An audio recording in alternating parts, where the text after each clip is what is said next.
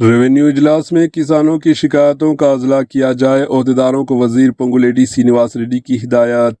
तेलंगाना के वजीर रेवेन्यू पोंगुलेटी श्रीनिवास रेड्डी ने कहा कि ओहदेदारों की हिदायत की है कि वो जारी रेवेन्यू मीटिंगों में किसानों की जानिब से ज़मीन के मसाइल के मुताल्लिक़ दायर की गई तमाम शिकायतों को मुकर्रर वक्त में हल करें।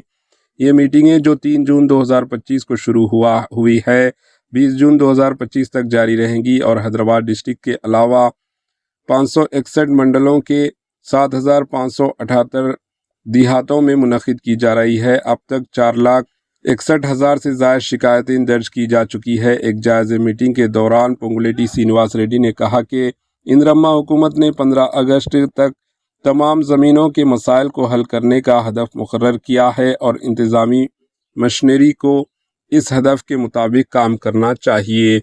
इन्होंने साबिक़ा धरनी एक्ट पर तनकीद करते हुए कहा कि इसने गुज़िश्ता 10 सालों में किसानों के लिए ज़मीन के मसाइल को मज़ीद पेचीदा कर दिया था और रेवेन्यू के निज़ाम को गैर मौसर बना दिया था।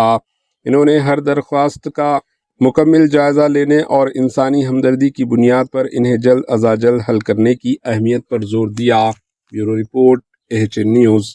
CCLIలో చెప్పుకోవచ్చు ప్రతి సమస్యని రూపాయి ఖర్చు లేకుండా అధికారుల దగ్గరే మీరు చెప్పుకొని మీ సమస్య న్యాయమైంది అయ్యుండి ఏ అధికారైనా ఉద్దేశపూర్వకంగా తప్పు చేస్తే ఆ తప్పుని పరిష్కరించేది ఇంకొక అధికారి దగ్గర చెప్పుకునే అవకాశం ఈ చట్టంలో కల్పించాం।